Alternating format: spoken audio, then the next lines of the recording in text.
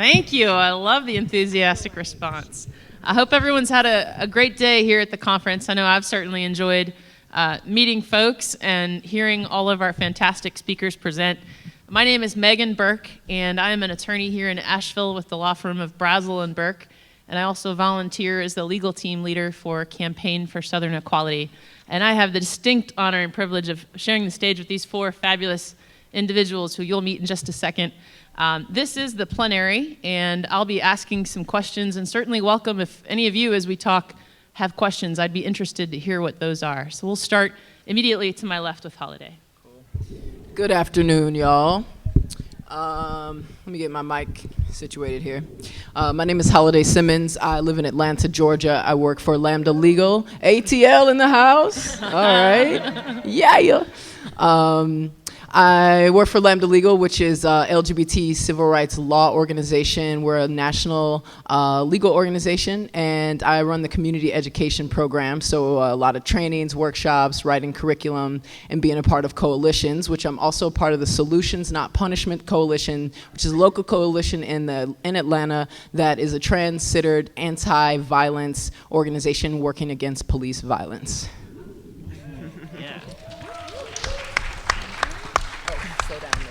Sure. My name is Andrea Zekis. I'm from Little Rock, Arkansas. Yay! Yeah, and I'm a part of two organizations. One is I'm a consultant to the Human Rights Campaign's Project One America. So I work in the Little Rock office. I'm really trying to organize the trans community to be more involved in LGBT issues in Arkansas. So that's where I work there, as well as I'm executive director of the Arkansas Transgender Equality Coalition. We formed in 2000 and we formed last year. So we're just a little more than a year old, and we work on issues of expanding services for healthcare in Arkansas, as well as working on issues of safety and different campaigns. And so those are the work. We do local work as well as working with other organizations.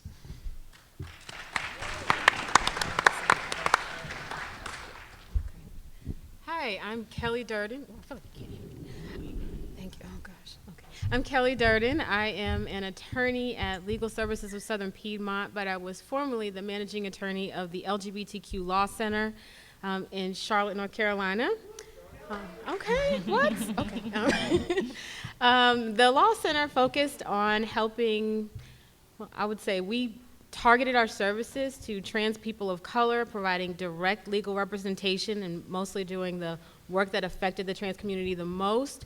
But we also provided community education so that people would understand their rights and help be able to advocate for themselves. So even though that organization, the Law Center itself, is not currently open, I still try to fight the good fights and be a little soldier for the trans community and the LGBT community in general.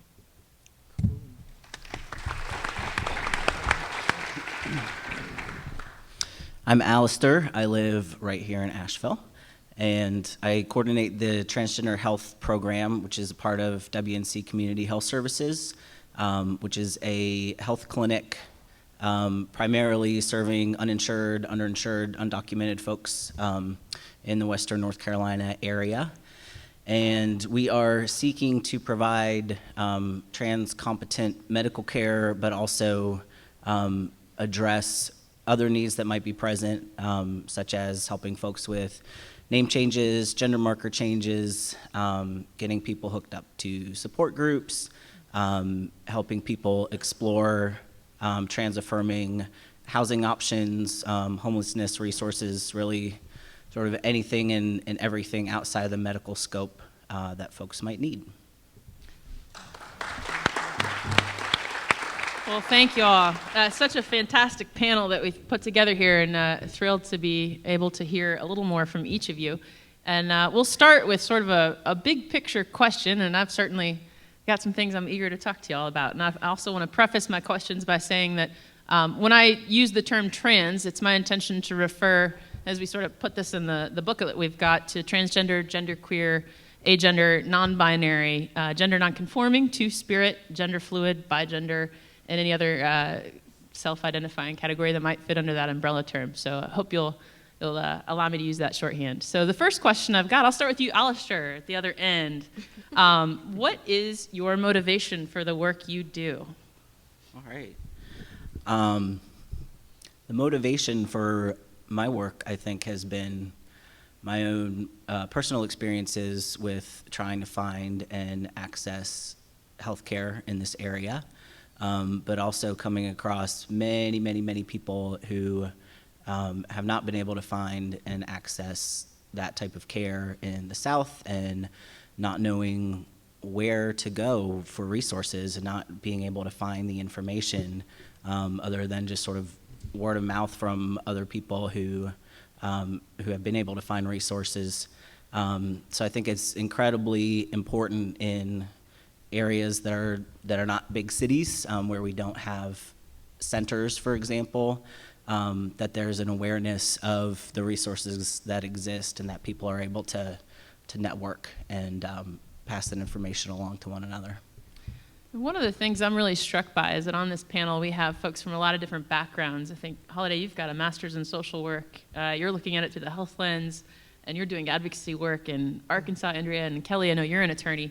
And so tell me, I'll kind of jump, I guess Kelly's next in line. So as an attorney, what's the motivation for the work you do in serving clients? Well, I became an attorney so that I could kind of be the liaison between the law and laypersons, because honestly the law is really inaccessible for the most part, but I don't believe it's something that should be exclusively for lawyers. I believe it's something that if you are armed with the law, you can represent yourself in many cases. So to the extent that I want to help make everything accessible to everybody that deserves it, which to me is everyone, that fuels my work every day. So I've worked with probably the least helped groups, so low-income people, people of color, trans people, and then at the intersection of all those different groups, low-income people of color who identify as trans. So they need the help the most, and that's where I'm going. Andrea, you're next. All right, so my background is, so my day job is actually as a cartographer. Can you tell us what a cartographer is? Because I love that. I'm a map maker. That's so cool. So I use a lot of spatial thought with work I do. And so when you look at the landscape of Arkansas, you see that there are some communities that don't really have that much resources, but in all these areas where they may have to travel 2 hours to go get basic healthcare needs, for instance, or to go see a therapist.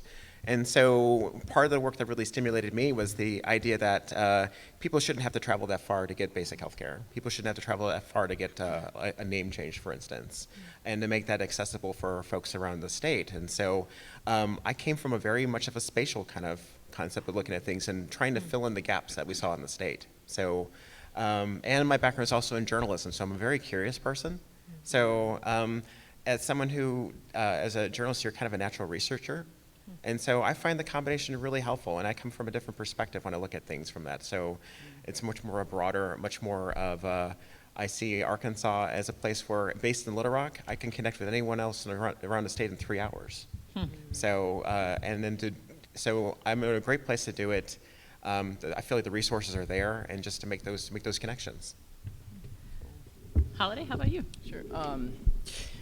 I would say my motivation spans beyond any degrees I have in any sort of function, job, schooling, anything. I always have this image when I'm asked this question of being in a dance. It was a native dance in Cahokia, Illinois, where I grew up, participating in native ceremony as a Black Cherokee person, and it's very gendered. So the boys do their dance, the girls do their dance, and there was this elder that always pulled me and was like, "You go after the boys, so then that way you're after the boys, but you're before the girls," or vice versa.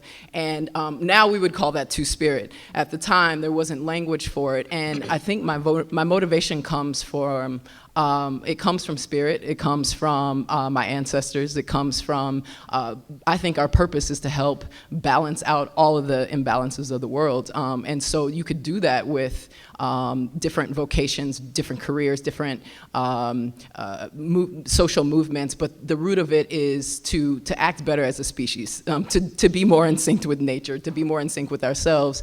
And then especially for people who do transgress gender, which is a great privilege and honor to be trans and to be able to live one lifetime in various genders, we have a great lesson to teach the world, I believe, and I think that that is part of our purpose. Part of our purpose as children saying, oh, I don't want to wear this dress, or oh, I don't want to wear this baseball hat, is to live that truth and teach the rest of the world that you don't have to accept what they're telling you to do. And so I think my motivation comes from something that is a deep pull to have us leave the planet a much better condition than how we're born into it, and to do better as a species. Thank you. Yeah. Well, one of the questions, and Holly, I'll start with you. I'm really interested in this idea of how you implement a certain ethic or philosophy. You've got this motivation behind what you do. And how do you approach your work with Lambda? What philosophy do you apply to do that?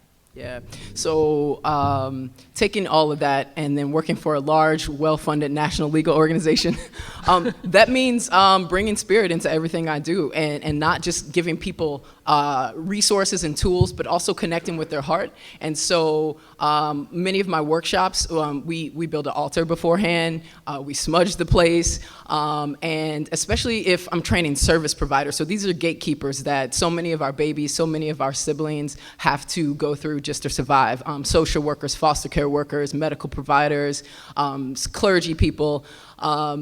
Especially if I'm training folks that are gatekeepers, it's so important that they don't just get the terminology correct and they don't just have all the tools, but they actually are connecting with what they're talking about on a human level. So I bring spirit into very sort of like best practices work, right? And so people leave kind of elevated. They got the tools and they got the language down and they know pronouns, but they also are sort of like, oh, I can do better, and I'm born to do better. I'm born to serve my people better, and so that's kind of how I bring it into it. And then that's reflected in the projects I do. So I do trans storytelling projects. So folks can, we have like name change clinics, and we do a lot of, like I said, work against police violence.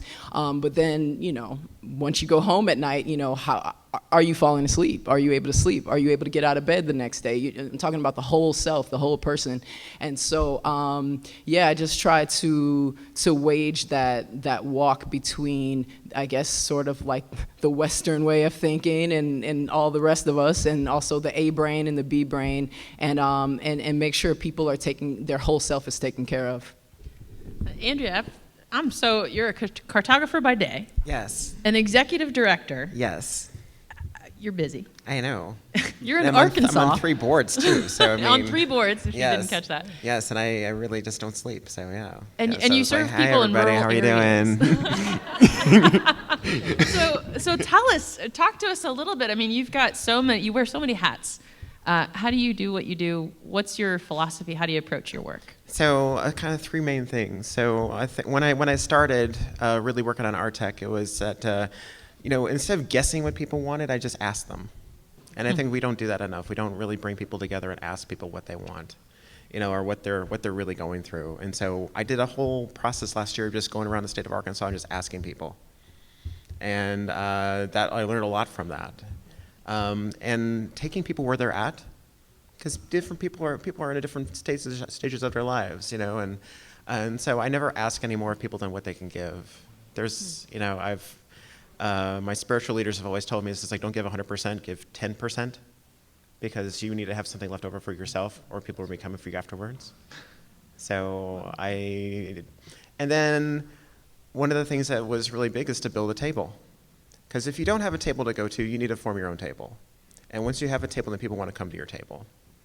And so building that table was important to start the work that we were going to do. And so now I see that when you look at this last year, I mean, even look at the Trans 100, for instance, that came out recently. There was 4 members of Arkansas in the state that were on that list. We're starting to see a number of people who are formed their own tables and starting to get involved locally, and we're seeing mass trans involvement in the state. And so going from having very little things happen at one point to now it's just like, oh, wow, we have an invitation to do this work that we never thought we could do.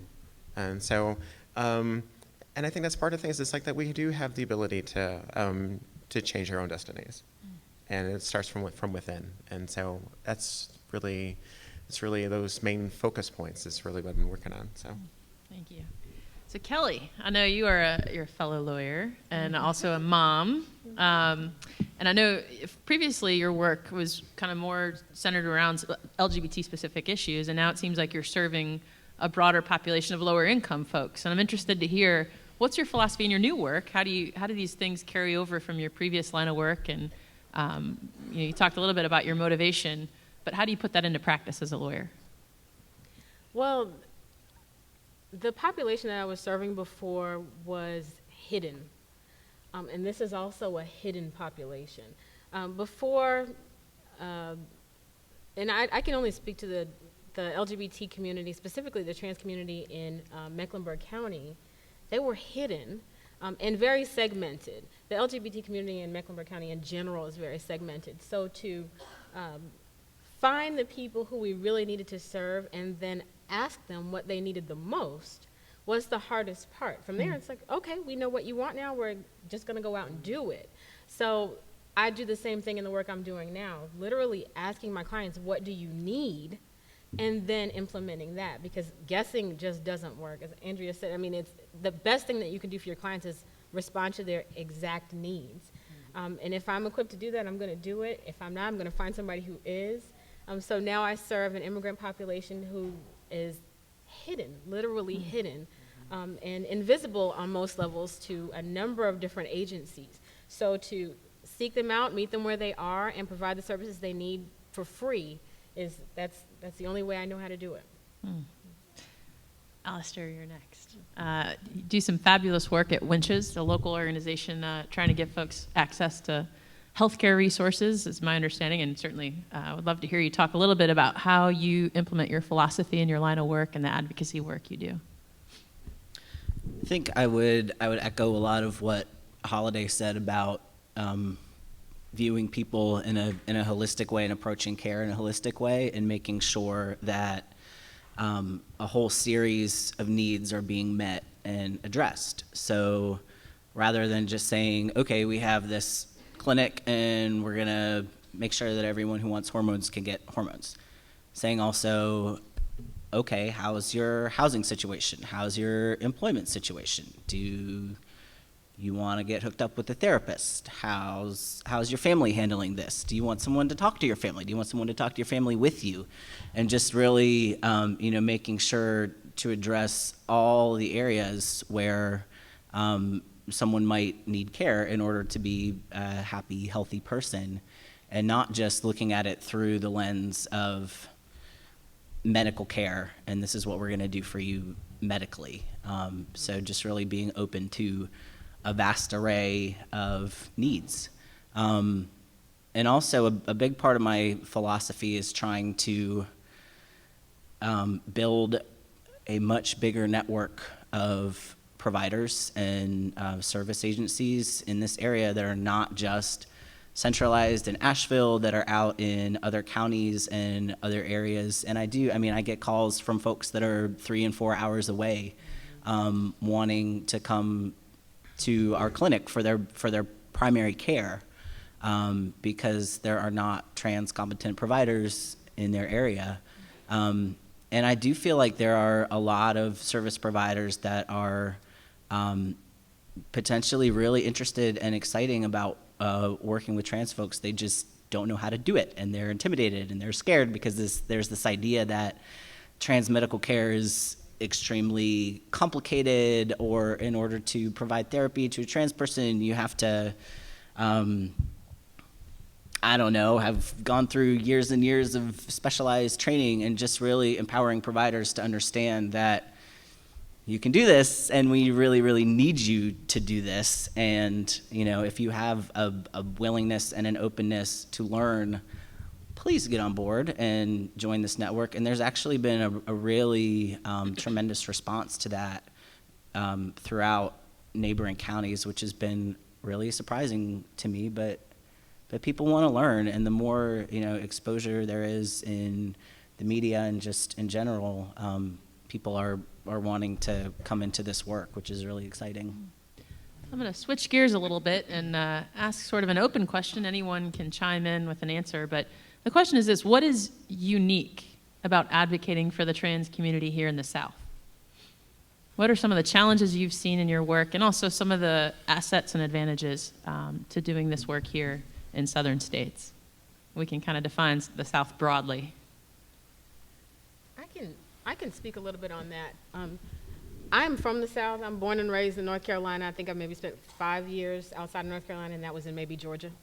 So as a native Southerner, I've seen how some of the techniques are in more northern states, and they don't necessarily work as effectively in the South. Things move a little slower in the South, I'm proud to say. Yeah, that's what. And you put a little sugar on things before you tell people about them. But if someone is coming from the north and they're used to things moving very quickly and being able to just get to the point when they advocate for people, sometimes that can be really abrasive here in the South. So being a part of the landscape already, I can say, slow down, put a little sugar on it so that people can take it a little better, because people are more receptive to this type of advocacy than you would even imagine, specifically medical providers. And I've worked with Allister in the past. He's been an excellent resource to say, what do people need? And if the providers have the know-how, the medical know-how on how to do it, but they're not quite sure that they're comfortable working with the trans community because they don't know what to say, they don't want to mess up, that's where we would come in and train the organization to say, okay, what questions do you have before you say something that's going to really offend somebody and get you into maybe a lawsuit because you're not handling things properly. Let's talk about things. Let's get you competent on that level, because if you have the medical know-how and the desire to help, you're halfway there. Thank you. And I know, Allister and Andrea, it seems like you guys have done a lot of work in rural areas. So what are some of the unique features of doing advocacy in rural areas across the South?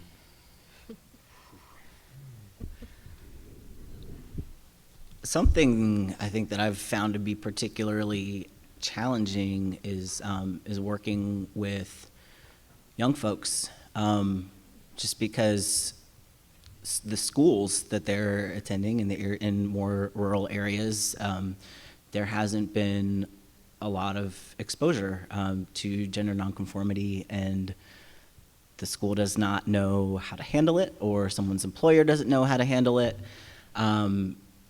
So, just looking at sort of, moving that education into school systems and into people's jobs, and just really doing sort of individual advocacy when necessary.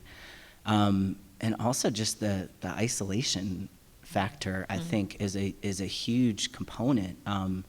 Like even if someone is able to drive 3 hours to come into the city of Asheville to see their doctor, they're not going to be driving back in again a couple days later for a support group, and then again a few days later to attend a social function. It's just not happening. It's too much. So people just being isolated physically in their communities without a lot of access to folks that look like them, that they can relate to and see face to face in front of them. The internet's a great resource, but there's something about being physically in the same space with someone that you can relate to that is invaluable, and I think that that's a huge challenge. But it's also kind of neat to be able to put those little seeds of hope in there. So, in a place like Little Rock, I really can't always tell what my impact is going to be. But if I know in some place I know I've done some things in Jonesboro where I might have contacted 1 or 2 people, and then suddenly it's just like, why do I have 25 people showing up for a town hall meeting in a town where there really hadn't been there's no LGBT organization or what kind of effort. So you really can start seeing, I'm always excited about working in rural areas because I really can see the impact of what my presence would be. And sometimes in going to those spaces, and so not always, when they know they expect to have to come to Little Rock often, but when you go to those spaces, when you go to those rural areas, they're almost glad to see you. They know who you are, and the relationship is a lot more intimate. And I've seen now that in spaces where there really isn't a supportive. So our tech has gotten to a point of where we're building support groups in communities where there really isn't an LGBT organization. And so now in a place like Jonesboro, we have 10 trans people who meet on a regular basis, and just to have those little those little pockets, you can start seeing what your direct impact is. And so I like the idea of building little seeds, little islands of hope around the state of Arkansas, and hopefully just spread and make bigger. Thank you. So this question is for the whole panel, but I'd like to start with Holiday. Can I answer that? Yeah. Oh, please. Sure. I actually struggle with the question of how advocacy or movement work looks differently in the South, mostly because I feel like the only thing I can think of is, and I did work in New York before this, and I'm from St. Louis, so I have a bit of a STL in the house too. Okay. Right. Yeah. How did I not know that about you? So I have a little Midwest, East Coast, Southern experience. Mostly I feel like the differences it's the same way I feel about race relations in the South compared to the rest of the country. It's just philosophically kind of, which is that we have no illusions about where people stand on issues. We cannot hide behind people being liberal or northern and all these, and I love it. Please fly your Confederate flag. Let me know exactly where you stand. I have no issue with that. I want to know where you stand, and I have no illusions. And so because of that, I feel like there's a bit of we got to do for ourselves, and it's up to us. And that amazing phrase, "We are the ones we've been waiting for," I feel like that really is embodied in the South, and both around trans issues and around people of color getting our stuff to. And I love it. I love this, that there are no illusions or smoke signals around people's conservatism or not, people's transphobia or not. And I think that really helps fuel a particular sort of like DIY mentality. And so I appreciate it. Yeah. Thank you. Yeah. So this is switching gears again a little bit. I've heard a lot of the talk today about intersectionality, and we hear that in the movement, that term intersectionality. So before we really dive into that topic, I'm curious if one or all of you would like to define intersectionality for us. Why are you looking at me? Because you're sitting right next to me. Intersectionality. I think, was it Gloria Anzaldúa or Cherie Moraga? One of those two amazing people that said this bridge. I'm sorry? What?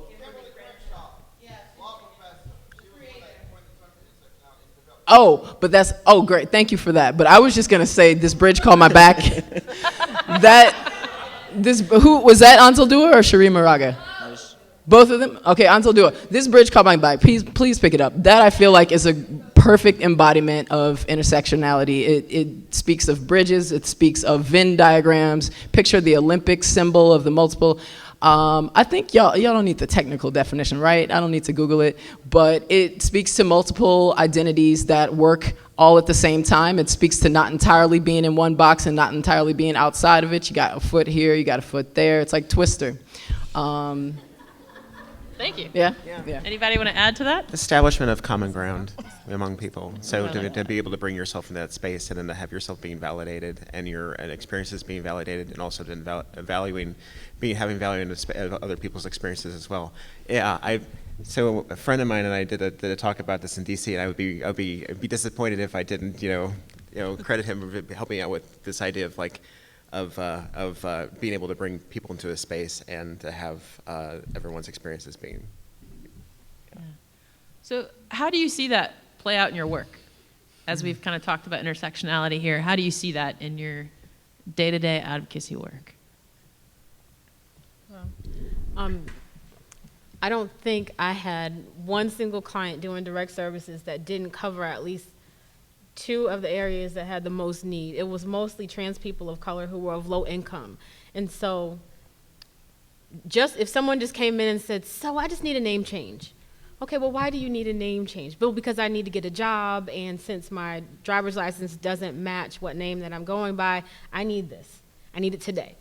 Okay, well, the fee is going to be, well, I don't have any money because I don't have a job, because I can't get hired, and all of these things work together. Mm-hmm. So as I meet people at these intersections of poverty and, being a person of color and gender nonconformity, you have to understand, you have to peel the layers back in order to get to the root of the issue. And it's going to mean taking the holistic approach. You can't approach it without going through all these different layers. And so you have to have community partners. You've got to work with other people that can address those needs with you. Otherwise, you will just be completely burned out as a person, as an organization, all the resources exhausted, everything. So attacking issues from an intersectional point of view means building community partners and serving people holistically. I can see the health of an organization or where something is going just by seeing who's in the room.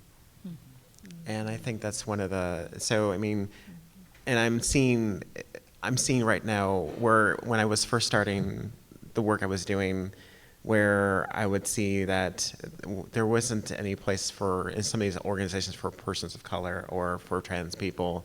I'm starting to see that there's a lot more of when I see a greater diversity in the number of people who are in the room and the backgrounds represented, I feel like that there's a greater chance for us to meet the goals and the needs of our projects. Excuse me. I feel sometimes like in very broad organizations and movements that sort of encompass a wide diversity of folks, that there's a tendency to sometimes engage in sort of top-down organizing, where there's a focus placed on issues that are maybe the most likely to gain public support or legislative support. And you know, in doing that, I think we're sort of asking folks who are experiencing daily life and death struggles to step aside and wait their turn, and we'll get to that later.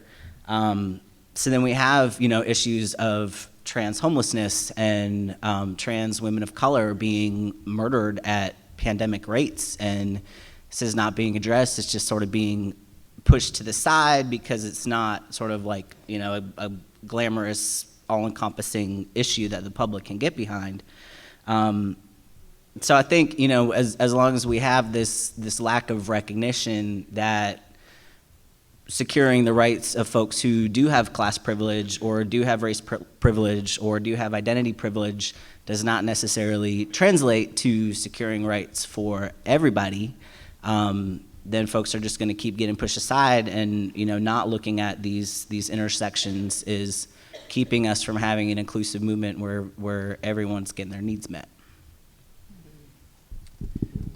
In terms of intersectionality, I wanted to offer an exercise as well as I guess just a recommendation for folks. So the exercise I used to do when I worked with young people a lot more than I do now, which is if you picture yourself, you're going to meet a really, like Donald Trump, some really rich business person with seemingly all the privilege all the time, or a state representative or something. What are the things about yourself that you need to alter in order to go into that meeting? Do you need to straighten your hair, add some hair, drop your accent, sharpen your English skills, you know, wear a dress when you're not comfortable, wear a suit when you're not comfortable, all of these things, right? And I used to have the students list all the things that they would need to do in order to get ready for that meeting. And of course, the people that are like, just throw on some khakis, those are the ones that are, you know, you can imagine those identities, right? So I just encourage y'all to do that with your homies or with yourself sometime, to get a look at your own sort of identities that are perhaps oppressed. And then that leads into my recommendation is that I think one of the greatest misconceptions about intersectionality is we always jump to the most oppressed experiences and identities when we talk about intersectionality. You know, trans people, color, HIV positive, and low income, right? Everybody has privileges and oppressions. I want to repeat, everyone has privileges and oppressions. So as you're doing cultural work and anti-oppression work, also remember your privileges. Everyone has some privilege somehow. And the flip side of that is, with someone that has all of those privileges, you know, the white, able-bodied, wealthy, straight guy who's like, oh, I just need to throw on khakis. The moment that he has some type of oppression, what happens, right? We know he's like, oh my, but I was born poor. Wait a minute, right? Like, I can't be racist. I was born poor.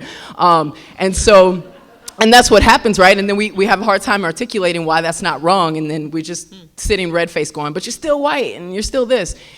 The problem is it's much easier often to identify our oppressions than it is to identify our privileges. And back to that question of leaving this planet better than how we found it, as much work as we're doing on our oppressions, we also have to be working on our privileges. That includes trans people of color. I'm not saying white folks, you tell us that. As a trans person of color, I'm telling us that that if you do have these fancy degrees like I do, like if you are lighter skinned, if you all of these things, if English is your first language, if you have citizenship, all of these things, also be working with folks across difference who don't have those things, even if you are a trans person of color, and so I think that that whole every time you're doing this, you got 3 fingers pointing back. I think that's very important when we're talking about intersectional work. Thank you. So one of the things that I think is important to talk about in a context like this, in a space like this, we refer to LGBT kind of as a lump category, right? But those letters stand for something. And so how do we really emphasize, how do we include the T? When we talk about making an LGBT-friendly space, what does that really look like in practice? What does that mean? And what needs to change? That's an easy one. I know you can answer it quickly. And you can talk about it from the perspective of an individual. For example, I'm an attorney. I'm in private practice in a small law office. How does my law office emphasize the T in LGBT? If I want to be an LGBT-friendly office, what do I need to do? And I know we have a lot of providers in this audience from different backgrounds, social workers, attorneys. I think we have a nurse practitioner here and there, teachers, and community organizers. How do we make our spaces more trans inclusive and trans friendly?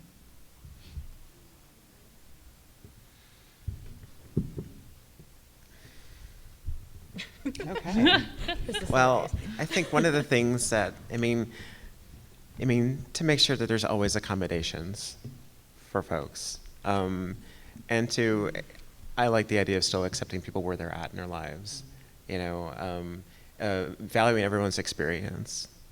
Too often I run into spaces where there is a bit of oppression Olympics, or there is this measuring of one against the other person, and I have my own way of being who I am, and I know other people have their own way of being who they are, so let's value what each other's experiences are about who they are. And then I like the idea of seeing people of different backgrounds in positions of leadership. One of the things that I've been trying to do is encourage other organizations to put transgender people on their boards, and especially if they want to be an LGBT organization, they should have members of the transgender community in their leadership. Mm-hmm. Mm-hmm. So those are some key, and then making an effort to have some resources or have some efforts that include transgender persons. It's not just, the idea of having a gala and a pride event is nice, but for folks who have these experiences of still discrimination locally, to really have an effort of, making sure that you have an effort to have a youth program or a GSA program that is, or that's something that's trans inclusive, really using trans inclusive languages, and making sure that you make an effort to have, to show up here and have most people have like a button. I would love to have a button issue. We should all have buttons in these spaces and be able to, to embody the change you want to see happen. We should all be able to say what our preferred pronouns are, and not make it just the trans person is going to be the person who says, what their preferred pronoun is. And I would add to that too, if you're an organization that really wants to become more trans friendly, to acknowledge your ignorance and then educate yourself.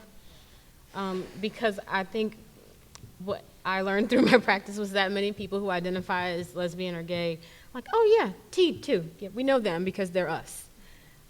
The struggle is completely different. And if you assume that you know it because you're a part of the LGBT, then you're just completely wrong. That's just wrong.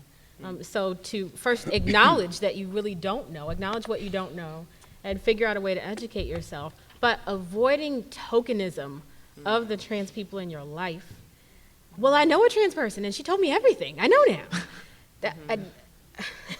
I mean, apparently I am the one black lesbian friend of most people I know. Wow. I get that. Yeah. I get that. But I acknowledge all the time that I don't speak for all of us.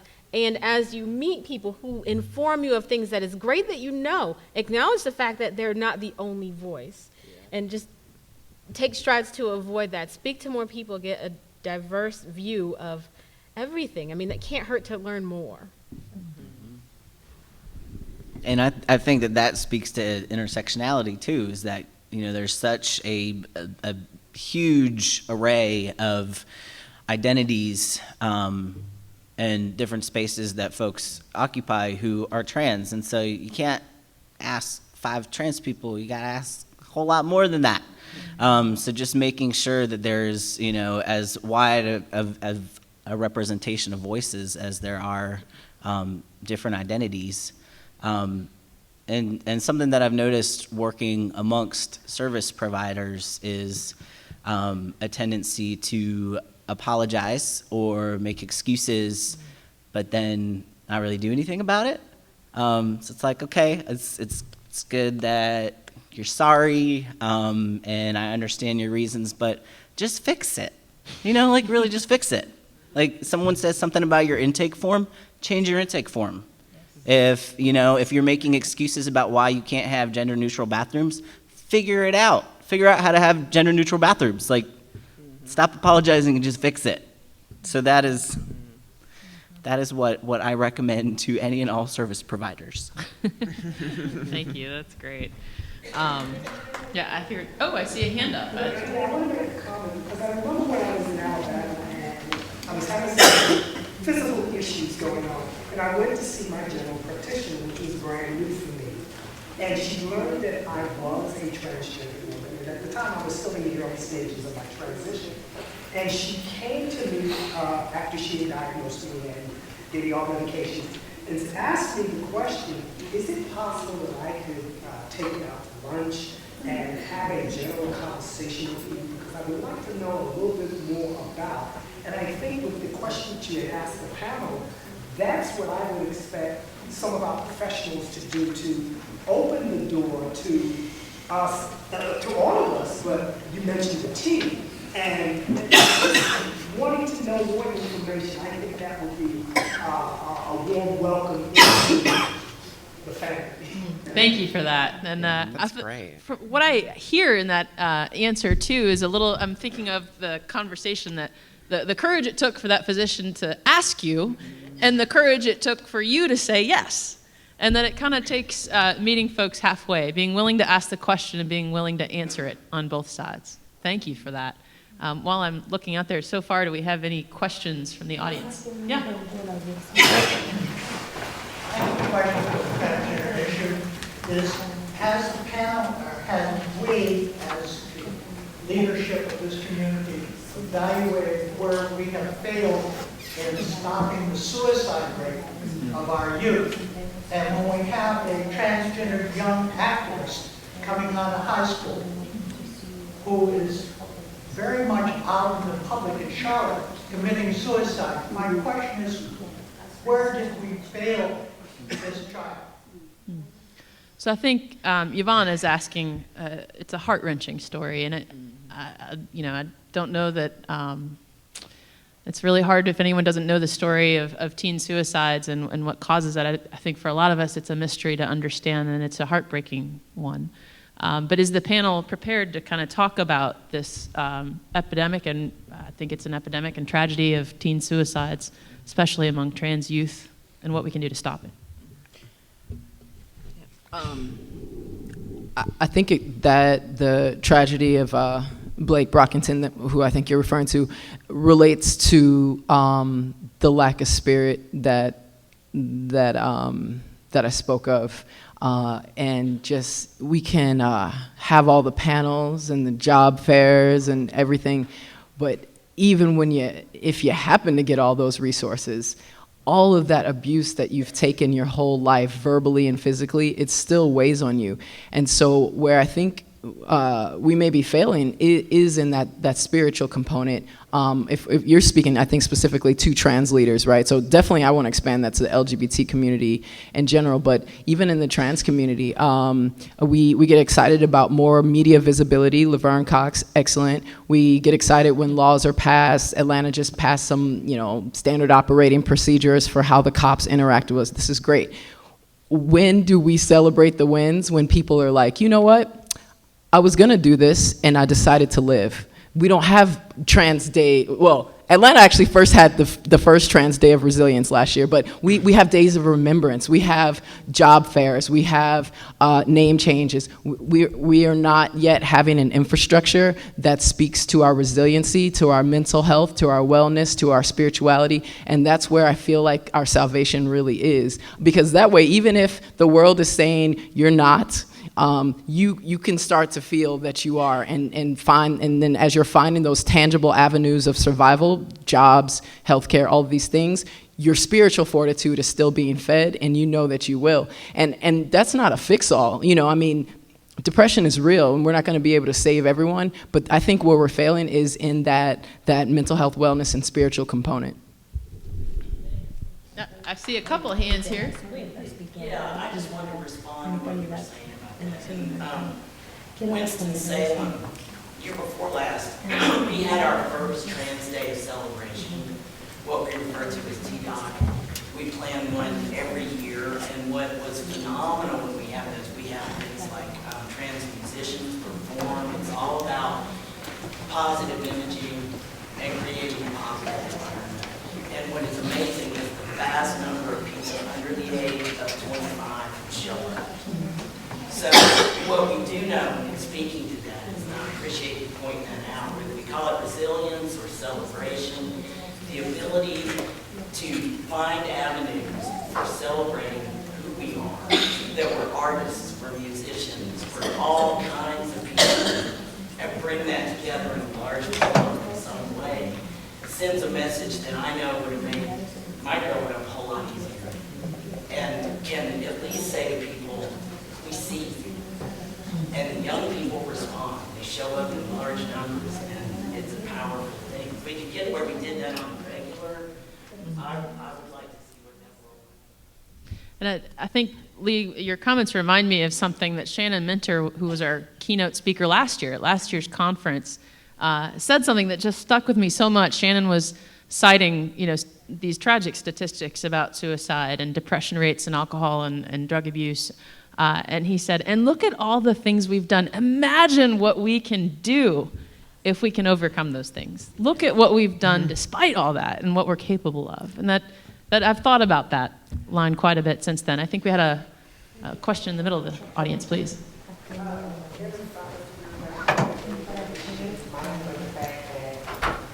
All of us are children of one, and we know from first-hand experience, some of us have personal experiences, but children can be very cruel to other children. And even as adults today, I am a trans person of color. I am a trans woman living with HIV. I'm also a trans woman living with HIV who advocates on behalf of others in the community.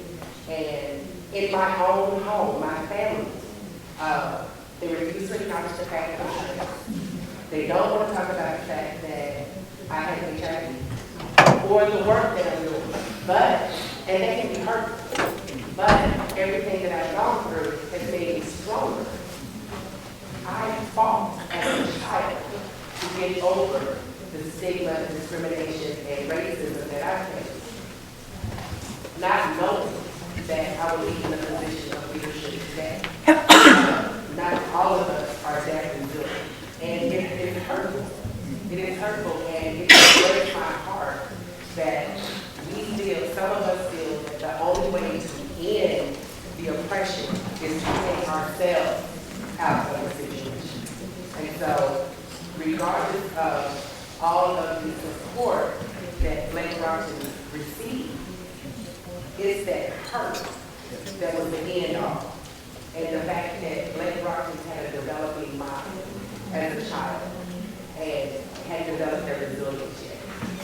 So as a community, we do remember trans men brought to the community. And we do not let his death be in vain. We keep speaking up about it, and that way encouraging others after us. Because everything that I've been through is not even about this. It's about the ones who are after us. And to that point, we don't know how many lives we've saved. And by virtue of you being out, you don't know how many young lives you've impacted and saved. So thank you for Can I that comment. add to that as well? Please. Because I work with Blake, and I mean, Blake was a fixture in the community in Charlotte. Anybody who knows him knows he just kind of lit up a room anytime he was around. But I will also say, at the end of the day, he was alone. And as you're talking about the fact that he was a young man who was, you know, having to deal with the same things that all teenagers deal with, plus this, he carried a movement. He carried a movement on his back, and he did a great job of it. But at the end of the day, he was alone, he was lonely. I mean, and I believe he even had a partner, but it was there, you can't combat that. And there were warning signs that were missed all along the way. But this is a person that any service provider that I know would have bent over backwards for. But at the end of the day, he was still alone. And so I say all that to say, do everything that you can, even if you think you're not making an impact. Because I don't know if I would have just said one more time, hey, Blake, you want to hang out? Or, hey, Blake, come, you know, let's talk about this, if that could have made a difference. And I feel regret for that every time I think about Blake. And I mean, I know the service providers that were working with him, and I know they would have given the shirt off their back to do anything to help him, but it still ended the way it did. And I just encourage anybody who knows anyone who you even get a little whiff of them having a problem, just offer yourself as even just an ear. Because if that could have helped, if I could do it all over again, I would have done just way more. Thank you, Kelly. I think we have a question in the back there. And it's important in terms of, you know, reaching out to trans youth and letting them know that we're here. But the problem, I don't know if any folks know this, but youth council in Lynchburg, Virginia was arrested for reaching out to a young trans man. She was arrested because the child's father had her arrested. So that's for those of us who want to reach out to youth, the biggest problem is literally the legal system. Children are literally the property of their parents, and it's even worse when you're talking about a transgender, so you're dealing with transphobic parents. And like, what do we do about that as providers, advocates, counselors, what have you, where we risk legal sanctions from the state for trying to reach out to trans and gender non-conforming youth? That's my question for the providers. Thank you. And I want to comment briefly that Campaign for Southern Equality does maintain a list of LGBT-friendly attorneys, and we are happy to serve as a referral source, or I personally, my business cards are all over the tables, but we do get calls from people with unique legal problems. I mean, being arrested for trying to reach out to a trans kid, first of all, that offends my sensibilities not only as a lawyer, but as a human being. And so I would hope that person would consider contacting a lawyer. And if a lawyer in that area won't assist you, contact us. Please call us, and we will find a way to assist. I think we had a question down here. That ties into the last couple of comments that have been said, and I think a lot of times we talk about the trainings or like bringing a lot of people together, but I just want to remind us of what Mandy Carter said earlier. It takes one person, and I know that for myself in particular, if there had not been someone there to talk to me, I would not have gotten as far as I did. And that goes along with making someone to talk to, because hey, Carla, you talk about all these things, and you can communicate with the Latino community, and also with the Anglo community, and you're awesome. And guess what? I was struggling with my sexuality, and everyone said, here's a cool kid, let's get her to talk, because she's struggling with that. And again, there are a lot of times where people are alone, and if there had not been anyone who didn't realize was helping, I could have also been struggling, and could have taken my life, but we tend to just think about, let's make this one person who's very open or very, comfortable with themselves talk, or let's make a big conference so that we can tell people, but in reality, big conferences can also be very demanding of the person who is not there yet, right? So we're talking about making sure that we know who people are in their lives, and it takes every single day for every single one of us to make a difference in each other's lives. And I don't think we understand that as well as we say it. We say this all the time, we don't take that into consideration when someone who just might be walking down the street from us, might be having a horrible day, but you smile at them and say, hey, how are you? Even if they don't answer, you may have just changed that person's life. And I think we need to make sure that we understand that. Because a lot of times we say, it's a transgender problem, or it's a gay problem, or it's an undocumented problem. But really, it's the whole society. Yeah. Thank you for that. Andrea, please. So like one of the things I know when I do my work is just like that, even though I'm a cartographer and a journalist, that a lot of the work I have to do is almost like, sometimes I have to be an attorney, like I have to understand like law, then also sometimes I have to be a social worker, I have to almost be like a therapist for folks. And I have to sometimes still maintain that sense of like, that connection, sense of humanity, that sense of being able to put self-care in all the work that I do. When I talk about taking people where they're at, is exactly what you were talking about. It's just like that, is that at that moment, I have to be able to say, it's like, you know what, maybe you need to step aside a little bit. When we're talking about, I was just in meetings in Arkansas about forming a form of a hotline, for instance, and having something that's like local. And I said, one of the things I said is like, people are only gonna have to do 1 day a week. We need more people to be involved because we have these super volunteers and we ask a lot of our people who are super volunteers. We look at that one person that says like, that person's doing that role out there and that person's the most important person. We're going to follow that person. That person's doing a great job. I don't have to do that stuff because that person's doing it. It was like, well, you know what? We ask so much of our people. So we have that one person that's doing that stuff, and so that person might be doing 6 days. But you look at that and it's just like, whoa, if I did that, how would I feel? What would I be like? And then we need to talk about this, about like, how much are we asking of our young people? And I think it's something to put out there. It's just like, people are coming out at much younger ages. We live in a very much more social media landscape, much more open. People are putting their lives out there, and at the same time, they might be the first person to come out their school as a transgender person. And so I see young people being on the front lines on a constant basis. And at the same time, they're also young people.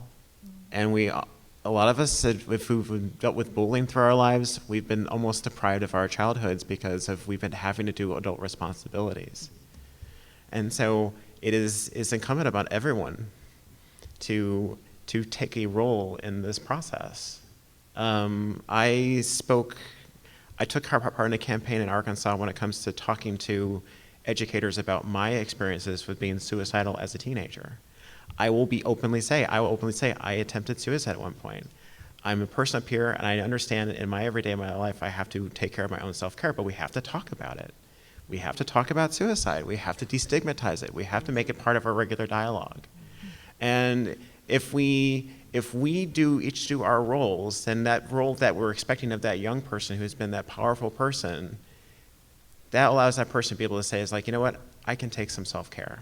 I don't have to be, I'm trying to be strong for myself and be strong for everybody else.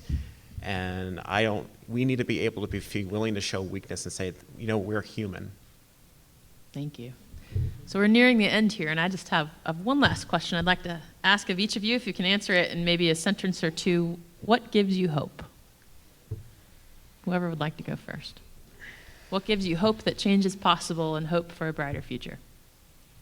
To use a sort of cheesy cliche phrase. And I asked you at the beginning, what's your motivation for this work? And it's my hope that realizing some of the things you all have been working on would be part of your hope for the future. Yeah, I can go. I'm really excited about seeing all the people who are wanting to do the work. I feel like that when I looked at it, like a state like Arkansas, for instance, I feel like that all the pieces are there, all the people are there. We can do it in Arkansas. That it doesn't have to be a case where we have to leave the state and go somewhere else. So I mean, like, that there are lawyers and social workers and people in the professional side are interested in doing the work, as well as like people in the local level. And I'm always impressed that people want to invite me to their things. So it's like, I feel like it's like, wow, if I'm at least invited and people want me to be at the table and people want members of our community to be at the table, I feel hopeful for the future. I mean, I can tell you that the idea of having trans work in the South being funded is attractive. And we're seeing that's a shout out to the funders in the audience. And we'll and it's yeah. And you know, so we're seeing greater numbers of greater numbers of Southern organizations, a lot of investment being done in the South. At the same time, we're seeing a lot of progress being done on trans rights, and see that combination happen. You know, I can make an announcement that this summer my organization's taken an initiative to do trans health research in Arkansas. And I didn't think that this could possibly happen in the past, but now this is something that we're doing. And we're funded. And it's like, how is this possible? How is this possible? And you know, Thank and you. yeah, I have to make the announcement, like the actual, like the full-blown announcement. I'll be cryptic, and that's what I'm going to say. This is what we're going to do this summer. It's just like, That's awesome. I could not even think this would be possible, and it just gives me hope for being able to, like, that change is possible in the South. That's awesome. Thank you. Kelly, how about you? Honestly, conferences like this give me hope.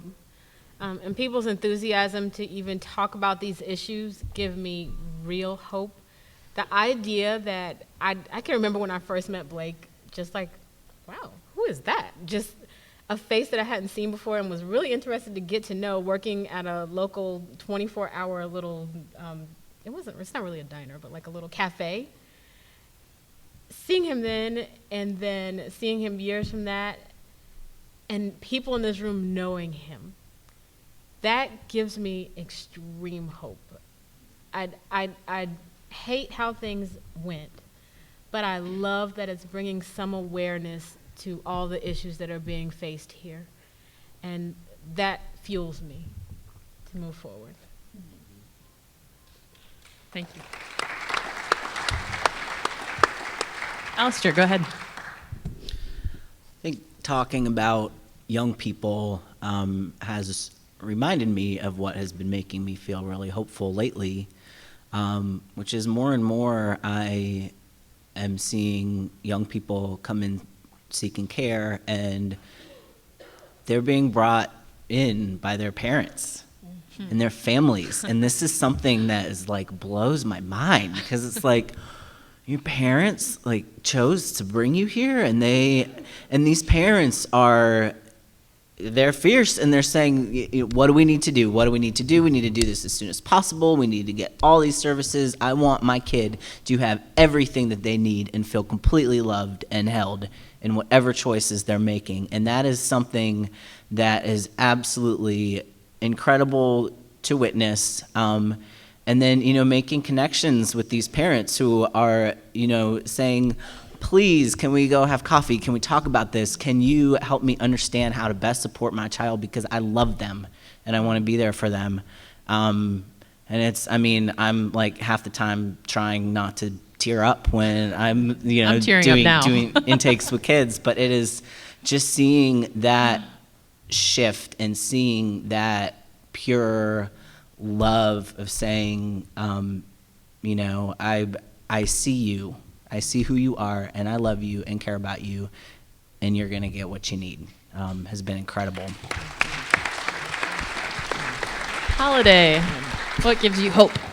I think that when I see examples of good intersectional work, I'm very hopeful. So this space right here, that the fact that this trans panel was centered, it's the main plenary for today after Mandy Carter's. I think that's hopeful. The fact that there's Spanish language interpretation. I'm gonna link y'all with some trans deaf folks, and next year there'll be sign language interpretation as well. We have Bishop Rawls, we have clergy in the house, cis folks that are listening to us, and I think that's very hopeful when I see examples of that. And every time a kid questions my gender, I love it. I love when kids are like, "Are you a boy or girl?" Because that reminds me that all of this is so learned. And when curious kids reflect back that they have not bought into the binaries that we eventually ingrain, that gives me hope that we can unlearn some of the many things that they're going to be taught later, and that we can create better ways of being. Thank you so much. Well, y'all, I regret this has been a really fantastic panel. Our time is up. Please give it up again for this incredible panel.